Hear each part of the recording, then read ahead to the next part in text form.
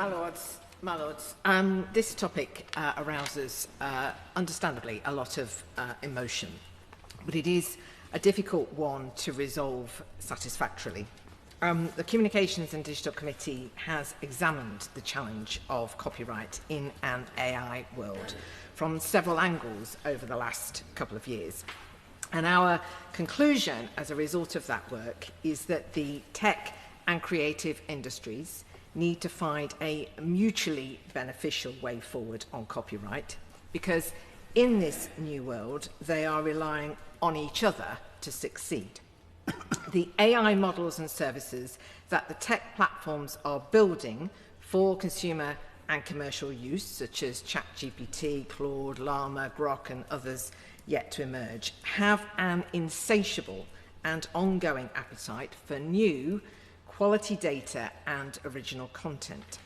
And it's a continual supply of that content which will make them yet more sophisticated, and how each platform operator will compete in their race to dominate. What I've just described is also why the government should not pursue copyright rules that primarily benefit foreign tech firms who are prepared to pay vast sums on energy, computing facilities and staff, but not, as we've heard, on data. Now, during our inquiry on large language models, we heard contrasting interpretations of existing copyright law. Our view is that the application of copyright law in the context of AI is complex, but the principles remain clear. What's needed is a framework that aligns incentives between content creators and AI firms to help them strike mutually beneficial deals.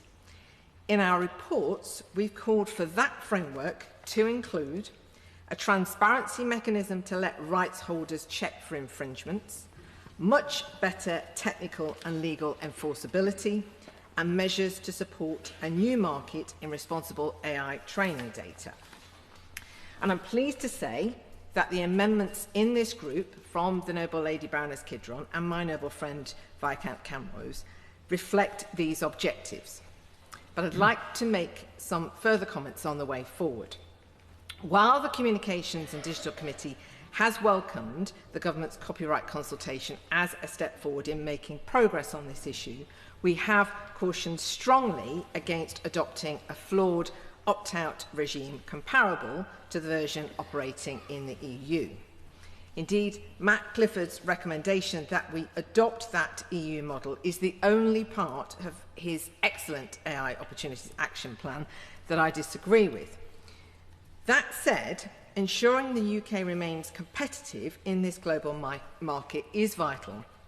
And some might argue, contrary to what the Noble Baroness has said, that the arrival of DeepSeek brings that into sharper focus.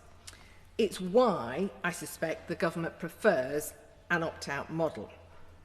What we as a committee argue is that if, after its consultation, the government does decide to go ahead with an opt-out model, it must include the transparency, technical and stronger enforcement mechanisms I've already outlined and that are reflected in these amendments. And what's important, therefore, to understand is that the amendments in this group could apply to either an opt-in or an opt-out model. They are flexible. My Lords, whichever route the government takes, it is essential that alongside the creative industries, which we have heard how important they are to our economy and to our society, the conditions are set for our domestic AI tech sector to scale and compete. UK spin-out and start-up innovators can seriously challenge existing dominant tech firms with specialist AI models and new services and applications. Not only must our copyright regime not be a barrier to entry for UK start-ups seeking to scale, the UK needs a workable framework to incentivise a dynamic licensing market to promote and seize the economic value of the high-quality data this nation holds. That could make this country an attractive AI training destination for all AI models. My Lords, sorting all of this out is urgent and it isn't easy. But I worry that if we don't resolve it soon, the UK will be defined by our concerns about copyright to our detriment in the AI global race. So the government cannot wait for the courts to find a way forward. It must act swiftly once its consultation is over. This data bill is the right vehicle for doing so, and because this bill is what we call a Lord's starter, it has yet to go through the Commons and all the stages in the Commons. So we're at the start of this process and the government has got time. So for all the reasons I've outlined, if the Noble Baroness divides the House, I will support her in voting for these amendments.